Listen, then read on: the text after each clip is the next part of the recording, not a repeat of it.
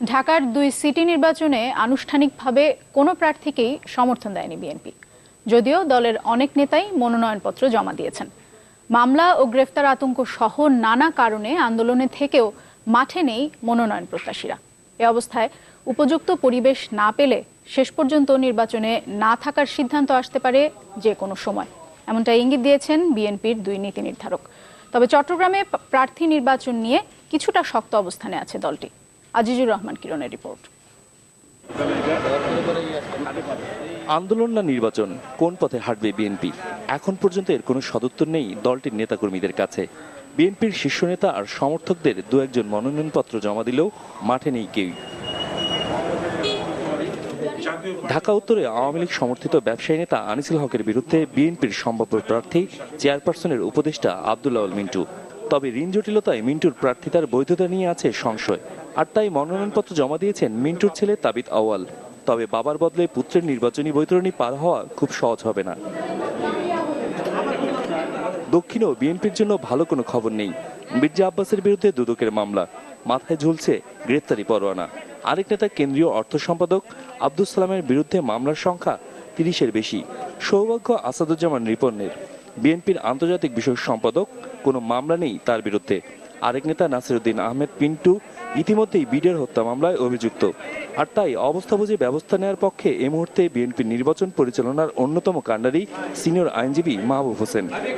সরকার যখন অযথা যদি আমাদের সেই কর্মীদেরকে নাশকতামূলক কাজ, অমুকের কাজ এই বলে তাদের উপরে আবার পুলিশি হামলা, আইনশৃঙ্খলা হামলা চালায়, তখন আমরা দেশবাসীকেও দেখাতে পারবো, বিশ্বকেও দেখাতে পারবো যে নির্বাচন এই সরকারের অধীনে ক্ষমতা থাকাকালীন কোনো সুষ্ঠু নির্বাচন হতে পারে না।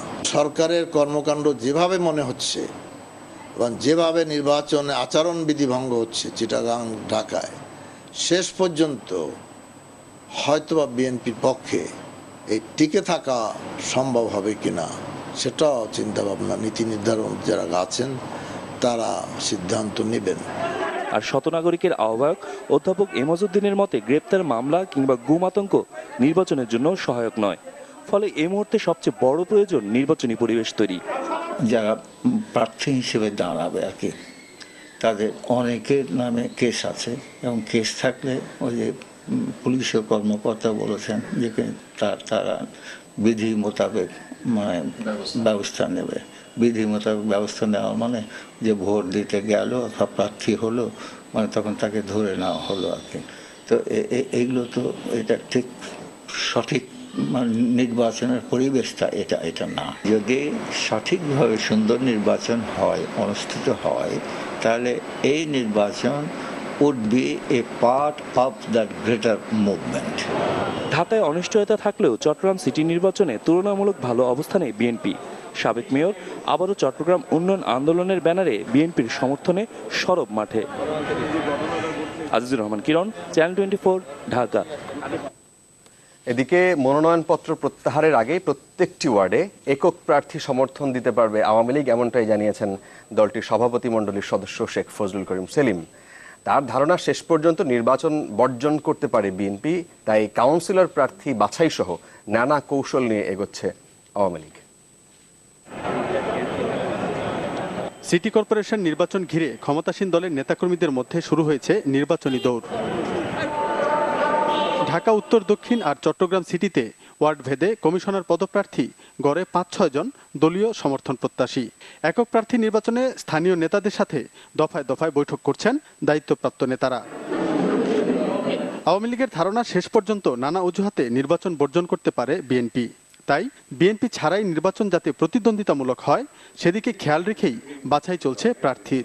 এই ইলেকশন থেকে বয়কট করে বলবে যে লেভেল প্লেইং ফিল্ড হয় নাই, আমরা ইলেকশন করতে পারলাম না। এর উদ্দেশ্য হলো তাদের যে অপরাধীদের তাদের রক্ষা করার একটা চেষ্টা করছিল, এবং দেখবেন যে আলটিমেটলি তারা, আমার মনে হয় না যে তারা ইলেকশনে আসবে। ইলেকশনে আসলেও ভালো, যদি সন্ত্রাসী কর্মকাণ্ড, নাশকতা কর্ম যদি নির্বাচনমুখী হয়, গণতান্ত্রিক মুখী হয়, ওয়েলকাম, মোস্ট ওয়েলকাম।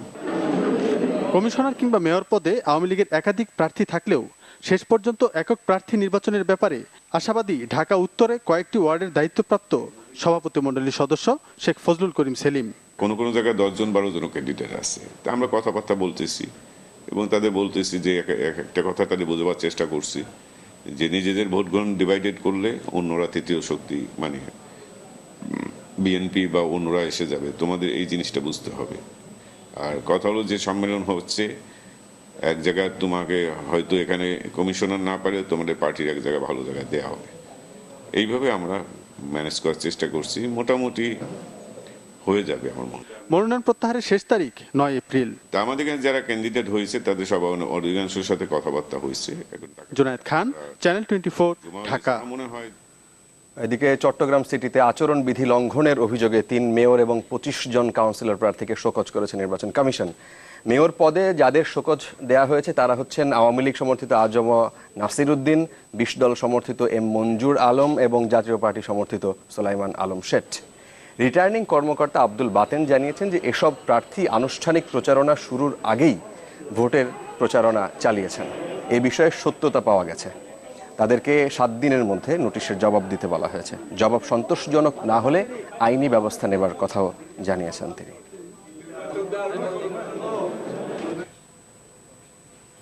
নির্বাচন কমিশন জানিয়েছে ঢাকা ও চট্টগ্রাম সিটি নির্বাচনে প্রতীক বরাদ্দের আগেই প্রচার চালাতে পারবেন প্রার্থীরা।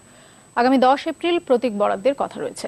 কমিশনের সংবাদ বিজ্ঞপ্তিতে জানানো হয়েছে আইন অনুযায়ী 7 এপ্রিল থেকে প্রচার চালাতে কোনো বাধা নেই, যদিও বিগত নির্বাচনগুলোতে প্রতীক বরাদ্দের আগে প্রার্থীদের প্রচারের সুযোগ দেওয়া হয়নি। নির্বাচন কমিশন সচিব মোহাম্মদ সিরাজুল ইসলাম বলেছেন 8 এপ্রিল থেকে প্রতীক ছাড়াই প্রচারে নামতে পারবেন প্রার্থীরা। আইনে বলা আছে ভোট গ্রহণের জন্য নির্ধারিত তারিখের 21 দিন আগে কোনো প্রকার নির্বাচনী প্রচার শুরু করা যাবে না। নির্বাচনের 21 দিনের পূর্বে আচরণ করা যাবে না, আপনার প্রচারণা করা যাবে না। তো ওইটা হিসাব করলে যেটা হতে পারে যে আপনার কত 8 তারিখ থেকে হয়তো প্রচারণা করা যাবে। মানে সিম্বল দেওয়া হবে হলে 10 তারিখ। 2 দিন সিম্বল ছাড়া তারা প্রচারণা করতে পারবে। তারা এই 2 দিন তাহলে প্রতীক ছাড়া প্রচারণা করতে পারবেন তারা। হ্যাঁ। বিএনপির আন্দোলনে জনসম্পৃক্ততা নেই, তাই পথহারা তত্ত্বাবধায়ক ব্যবস্থায় নির্বাচনের দাবি, যদিও এমন অভিযোগ তারা মানতে নারাজ। এদিকে রাজনীতিবিদ এবং বিশ্লেষকরা মনে করছেন যে দুটি প্রধান দলের যে ক্ষমতা কেন্দ্রিক আন্দোলন, এই আন্দোলনের কারণেই আসলে রাজনীতি থেকে নিজেদেরকে সরিয়ে নিচ্ছে কিংবা নিয়েছে জনগণ। রাজনৈতিক বিবর্তন নিয়ে আমাদের সহকর্মী মুরসালিন জুনায়েদ 2 পর্বের ধারাবাহিক করেছেন। আজকে প্রথম পর্ব।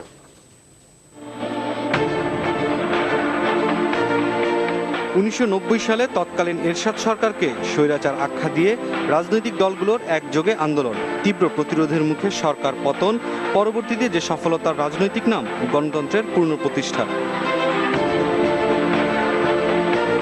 এরপর দেশ পার করেছে 25টি বছর। এই সময়ে নিয়ম হোক বা অনিয়ম কমপক্ষে 5 বার জনগণের কাছে এসেছে সরকার পরিবর্তনের গণতান্ত্রিক অধিকার, যার প্রতিটি ধাপেই রাজনৈতিক দলগুলোর আন্দোলনের টার্গেট হয়েছে সাধারণ জনতা। বিএনপি নেতৃত্বাধীন 20 দলীয় জোটের চলমান অনির্দিষ্টকাল অবরোধের মাঝে শুক্র আর শনিবার বাদ দিয়ে সপ্তাহ জুড়ে চলছে হরতালও। তবে তাদের বর্তমান এই আন্দোলনে শুরুর তুলনায় ধীরে ধীরে জনজীবন স্বাভাবিক হওয়ার ব্যাপার ঘিরে প্রশ্নের মুখে পড়ছে জনসম্পৃক্ততার বিষয়টি। 90-এর স্বৈরাচার বিরোধী আন্দোলনে সর্বদলীয় ছাত্র ঐক্যের নেতার মতে জনগণের আকাঙ্ক্ষার প্রতি শ্রদ্ধা থাকার কারণেই তখনকার আন্দোলনে সামিল হয়েছিল সাধারণ মানুষ। সামরিক শাসন জনগণ প্রত্যাখ্যান করেছে। এই সামরিক শাসন বিরোধী যে মনোভাব, গণতান্ত্রিক শাসনের যে আকাঙ্ক্ষা প্রত্যাশা, সেই প্রত্যাশার থেকে মানুষ এই আন্দোলনে যুক্ত হয়েছে। ক্ষমতা কেন্দ্রিক প্রশ্নে যখন মানুষ বিবেচনা করে তাহলে মনে করে যে আমি ফুটন্ত কড়াই থেকে জ্বলন্ত চুলায় ঝাঁপ দিয়ে আমার কি লাভ হবে। তবে বিএনপি নেতৃত্ব মনে করে রাজধানী ছাড়া বিচ্ছিন্ন হয়ে আছে সারা দেশ। নিজ নিজ অবস্থানে থেকে নেতারা যে নির্দেশনা দিচ্ছেন কর্মীদের সাথে, তাতে একাত্ম হচ্ছে সাধারণ মানুষ। ঢাকা শহর ব্যতীত সারা বাংলাদেশ আজকে বিচ্ছিন্ন হয়ে আছে। বর্তমান সরকারের কোনো জনসম্পৃক্ততা নাই, সম্পূর্ণভাবে আইন শৃঙ্খলা বাহিনীর উপর নির্ভর করে তারা ক্ষমতা আছেন। বিশ্লেষকরা মনে করেন স্বাধীনতা পরবর্তী 42 বছরে রাজনীতিতে সাধারণ মানুষের মতের মূল্য না দেয়া এবং নিজ উপার্জনে বেশি মনোযোগী হওয়ার কারণেই আন্দোলনগুলোতে কমে এসেছে জনসম্পৃক্ততা। গণসম্পৃক্ততা হারানোর কারণটা হচ্ছে যে জনগণ এখন জানে সে যাই করুক না কেন তার অংশগ্রহণের কোনো মূল্য নাই। তার কথা তো কেউ শুনছে না। কৌশল পরিবর্তনের সাথে প্রয়োজন মতামত গ্রহণে উদার মনোভাব। এমনটা সম্ভব হলে রাজনৈতিক দলগুলোর যৌক্তিক আন্দোলনে জনসম্পৃক্ততা বাড়ার সম্ভাবনা আছে বলেই মনে করেন বিশ্লেষকরা। মুরসালিন Junaid, channel 24, Dhaka. Mobile phone ব্যবহারের উপরে 1% সারচার্জ বসছে। আজ এই সংক্রান্ত আইনের খসড়া চূড়ান্ত অনুমোদন দিয়েছে মন্ত্রিসভা। প্রধানমন্ত্রী শেখ হাসিনা এতে সভাপতিত্ব করেছেন। মোবাইল কোম্পানিগুলো গ্রাহকদের কাছ থেকে যে বিল নিচ্ছে তার সাথে এই সারচার্জ যোগ হবে। এ থেকে পাওয়া অর্থ সরকার খরচ করবে শিক্ষা এবং স্বাস্থ্যসেবা খাতের উন্নয়নে। তবে নতুন সারচার্জের ক্ষেত্রে নিম্ন আয়ের মানুষের কথা বিবেচনায় রাখার পরামর্শ দিয়েছেন অর্থনীতিবিদরা। সময় 2 দশক, কিন্তু এরই মধ্যে এক সময়ের বিলাসী পণ্য মোবাইল ফোন হয়ে উঠেছে ব্যস্ত জীবনের অন্যতম অনুষঙ্গ। 16 কোটি মানুষের দেশে বর্তমানে ব্যবহারকারীর সংখ্যা 75%। নিয়ন্ত্রক সংস্থা বিটিআরসির হিসেবে ধনী গরিব নির্বিশেষে বর্তমানে মোবাইল ফোন ব্যবহার করে এমন মানুষের সংখ্যা 11 কোটির বেশি। আর মোবাইল ফোন অপারেটরদের হিসেবে সেই সংখ্যা 12.25 কোটি। সরকারের রাজস্ব আয়ের বড় উৎস হয়ে উঠেছে এখন এই খাত। ব্যবহারের ওপর সারচার্জ বা অধিশুল্ক বসানোর ইঙ্গিত আসে গেল বাজেটেই, যদিও সেই সময় নির্ধারণ করা হয়নি হার কিংবা প্রক্রিয়া। এরই ধারাবাহিকতায় এই সংক্রান্ত আইনের খসড়ার চূড়ান্ত অনুমোদন মিলল মন্ত্রিসভায়। মোবাইল অপারেটর কর্তৃক সিম বা রিম কার্ড ব্যবহারের মাধ্যমে প্রদত্ত সেবার বিনিময়ে প্রাপ্ত সমুদায় অর্থ বা আয়।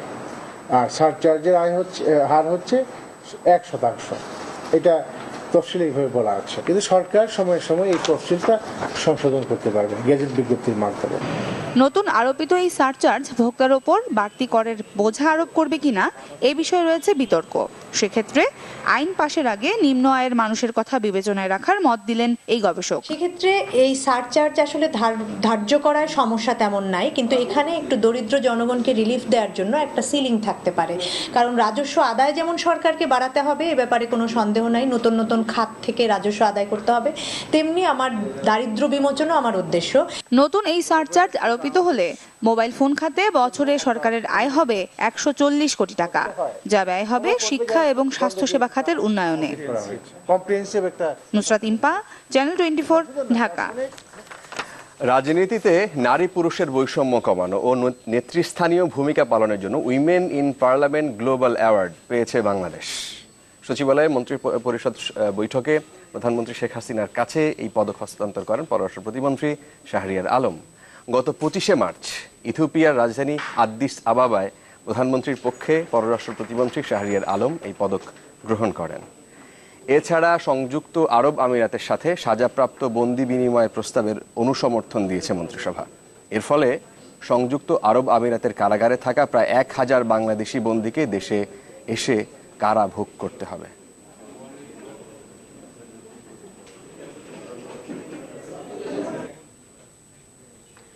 চট্টগ্রামে বাংলাদেশ কমার্স ব্যাংকের খাতুনগঞ্জ শাখা থেকে গ্রাহকদের বিপুল পরিমাণ অর্থ সরিয়ে নেওয়া হয়েছে। জালিয়াতির মাধ্যমে সরিয়ে নেওয়া অর্থের পরিমাণ কয়েক কোটি টাকা হতে পারে বলে আশঙ্কা করা হচ্ছে। এজন্য দায়ী করা হচ্ছে ব্যাংকটির এক কর্মকর্তাকে। আজ সকাল থেকেই আত্মগোপনে এই কর্মকর্তা। টাকা সরিয়ে নেওয়ার খবরে ব্যাংকটিতে ভিড় করেন অনেক গ্রাহক। বাংলাদেশ কমার্স ব্যাংকের খাতুনগঞ্জ শাখায় গ্রাহকদের হিসেব থেকে টাকা সরিয়ে নেওয়ার বিষয়টি প্রকাশ হয় সোমবার দুপুরের পর। এরপর থেকেই সেখানে ভিড় করে অনেক গ্রাহক। তাদের অভিযোগ, কোনো হিসাবে 1 থেকে 70 লাখ টাকা পর্যন্ত হদিশ মিলছে না। এজন্য তারা ব্যাংকের সহকারী ব্যবস্থাপক মঈনুদ্দিনকে দায়ী করেন। মঈনুদ্দিন দিনভর ব্যাংকে আসেননি, এমনকি নানাভাবে খুঁজেও তার সন্ধান মেলেনি। আমার 43,48,000 টাকা মানে ব্যাংক অ্যাকাউন্ট থেকে সরে গেছে আর কি, ট্রান্সফার হয়ে গেছে। 1.5 কোটি টাকা আমার সিসি, বুঝছেন? ওইখানে আমার লাল বিঘার টাকার কথা ছিল 80,19,990। এখন যখন ঘটনা হয়েছে এখানে 80 শুনতেছি এই ঘটনা, এখন ফিগার দেখতেছি 1,49 লাখ কত জানি লাল ফিগার। তাহলে বাকি টাকা কোথায়? সকালে এখানে ব্যালেন্সের জন্য ফোন করলাম। ফোন করার পর সেকেন্ড ম্যানেজারকে যখন খুঁজতেছি, ওনারা বলতেছে একটু বাইরে গেছে। কোথায় গেছে? চা খাওয়ার জন্য গেছে। যখন চা খাওয়ার জন্য গেছে বলতেছে, তারপর আমি বলতেছি কিছুক্ষণ পরে কল দিব। এখন পার্টি আমাকে ফোন করে বলতেছে আপনার চেক রিটার্ন দিচ্ছে। কি বলে? আমি পার্টিকে বলতেছি কি বলেন চেক রিটার্ন? আমাদের তো কাউকে ব্যালেন্স ছিল, ব্যালেন্স থাকার পরও চেক রিটার্ন যাবে কিভাবে? তবে কতজন গ্রাহকের হিসাব থেকে কি পরিমাণ টাকা সরানো হয়েছে সে সম্পর্কে সঠিক তথ্য দিতে পারেনি ব্যাংক কর্তৃপক্ষ। গ্রাহকদের ধারণা, সরিয়ে নেওয়া টাকার পরিমাণ কয়েক কোটি টাকা হতে পারে। ঘটনাটি স্বীকার করে এই ব্যাপারে ব্যবস্থা নেওয়ার কথা জানান ব্যাংকটির ব্যবস্থাপক। আমাদের মোটামুটি যা হয়েছে আমরা এটা ইন্টারনালি আমরা সেটেল করার চেষ্টা করতেছি, ইনশাআল্লাহ হবে। আপনি আমাদের ছাড়া আমি এইভাবে দিতে পারছি। কমার্স ব্যাংকের এই শাখাটিতে গ্রাহক রয়েছে প্রায় ৩,০০০, যাদের বেশিরভাগই খাতুনগঞ্জের ব্যবসায়ী। রনি দত্ত, চ্যানেল 24, চট্টগ্রাম। রাজধানীর বেগুনবাড়িতে ওয়াশিকুর রহমান নামে এক যুবককে কুপিয়ে হত্যা করেছে দুর্বৃত্তরা। এ ঘটনায় আটক করা হয়েছে দুজনকে। পুলিশের দাবি, প্রাথমিক জিজ্ঞাসাবাদে হত্যায় জড়িত থাকার কথা স্বীকার করেছে আটকরা। পালিয়ে যাওয়া তাদের আরেক সহযোগীকে খুঁজছে পুলিশ। পুলিশ জানায়, নিহত ওয়াশিকুর একজন ব্লগার ছিলেন। সোমবার সকালে বেগুনবাড়ির মেস থেকে বের হন ওয়াশিকুর রহমান বাবু। তবে গলির মুখে তার উপর হামলা চালায় ৩ যুবক। ধারালো অস্ত্র দিয়ে এলোপাতাড়ি কুপিয়ে জখম করে তাকে। এতে মুখমণ্ডল, মাথা ও ঘাড়ে গুরুতর আঘাত পান তিনি। হামলাকারীরা পালিয়ে যাওয়ার সময় তাদের ধাওয়া দেয় এলাকাবাসী। এতে আরিফ আর জিকরুল্লাহ নামে 2 জনকে আটক করে পুলিশ। আমাদের মহল্লারই 2 ছেলে, সে বলতেছে ধরো ধরো ধরো ধরো, দৌড়াই ওইদিকে নিয়ে গেছে। নায়ক আলমগীর বিল্ডিং এর সামনে থেকে খুব ছাড়ছে, ঠিক আছে, পড়ে গেছে গা, আমার ছোট ভাইও পড়ে গেছে গা, আরেকজন আছে লোক আমার লগে পড়ে আছে। পরে হিজলারা 2টা আটকে গেছে। পরে শিল্পাঞ্চল থানা পুলিশ গুরুতর আহত অবস্থায় ওয়াশিকুর রহমান বাবুকে ঢাকা মেডিকেলে নিয়ে গেলে মারা যান তিনি। পুলিশের দাবি, প্রাথমিক জিজ্ঞাসাবাদে আটককৃতরা জানায় ফেসবুকে ইসলাম ধর্ম নিয়ে কটূক্তি করায় এই হামলা চালানো হয়েছে। যে নিহত যে ভদ্রলোক, উনি ব্লগে লেখালেখি করতেন এবং বিভিন্ন বিষয়ে সমালোচনা করতেন। আমাদের হাতে যে 2 জন গ্রেপ্তার রয়েছে, তাদের মধ্যে একজন যে জিকরুল্লাহ, সে পড়াশোনা করে চট্টগ্রামের হাটহাজারীর যে মাদ্রাসা, সেই মাদ্রাসায় সে পড়াশোনা করে। আরেকজন আরিফুল ইসলাম, সে পড়াশোনা করে মিরপুরের, এটি মিরপুর দারুস সালাম উলুম মাদ্রাসা 1 নম্বর দারুল উলুম মাদ্রাসায় সে পড়াশোনা করে। ফারিস্ট এভিয়েশন নামের একটি প্রতিষ্ঠানের কর্ণধার জানান, ওয়াশিক প্রশিক্ষক হিসেবে কাজ করতেন তার কোম্পানিতে। আর নিহতের বন্ধু জানান, ফেসবুকে সাম্প্রতিক নানা বিষয় লিখত ওয়াশিকুর রহমান। ফেসবুকে উনি আসলে মুভির বিষয়ে আলোচনা হতো, পরে উনি পরবর্তীতে উনি ধর্মীয় বিষয়ে নাস্তিকদের মানে তাদের কটূক্তির বিরুদ্ধে জবাব দিয়ে আর কি, এরকম একটা লেখা লিখতো, একটা সিরিয়াল লেখা লিখতো আর কি। খুবই শান্তশিষ্ট একটা ইয়ং ছেলে, একটা ছোট ছেলে, ও ব্লগার এগুলো আমরা চিন্তাও করতে পারি না। পুলিশ জানায়, পালিয়ে যাওয়া যুবকের নাম তাহের, তবে তার সম্পর্কে বিস্তারিত কিছু জানা যায়নি। সামদানি হক নাজুম, চ্যানেল 24, ঢাকা। নরসিংদীর শিবপুরে ইউপি সদস্য আরিফকে গুলি করে হত্যা করেছে দুর্বৃত্তরা। আজকে দুপুরে ঢাকা সিলেট মহাসড়কের কারারচর এলাকায় এই ঘটনাটি ঘটেছে। পুলিশ বলছে যে শিবপুরের থার্মেক্স গ্রুপ থেকে বাড়ি ফেরার পথে বড়ইতলা এলাকায় গতিরোধ করে আরিফকে গুলি করে দুর্বৃত্তরা। এ সময় আশপাশের লোকজন এগিয়ে এলে ফাঁকা গুলি করে পালিয়ে যায় তারা। আরিফকে হাসপাতালে নেওয়া হলে ডাক্তার তাকে মৃত বলে ঘোষণা করেন। এই ঘটনায় বিক্ষুব্ধ জনতা ঢাকা সিলেট মহাসড়ক অবরোধ করে বিক্ষোভ শুরু করে। ভাঙচুর করে প্রায় 25টি গাড়ি।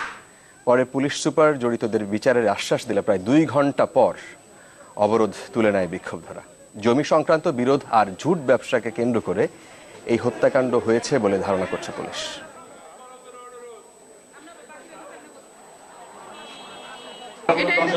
শত্রুতা থাকতে পারে, হত্যাকাণ্ড করে কেউ কখনো পার পেতে পারবে না। সেটা 1 দিন 2 দিন 7 দিন নাহলে 7 বছর হলে তাকে ধরা পড়তেই হবে। রাজধানীর মিরপুরের আওয়ামী লীগ নেতা মনিরুদ্দিন মনু হত্যা মামলায় শিশু সন্ত্রাসী শাহাদাত সহ 7 জনকে ফাঁসিতে ঝুলিয়ে মৃত্যুদণ্ডের আদেশ দিয়েছেন আদালত। ঢাকার দ্রুত বিচার ট্রাইব্যুনাল আজকে এই রায় দিয়েছেন। 7 আসামির মধ্যে শাহাদাত সহ 5 জনই এখন পর্যন্ত পলাতক।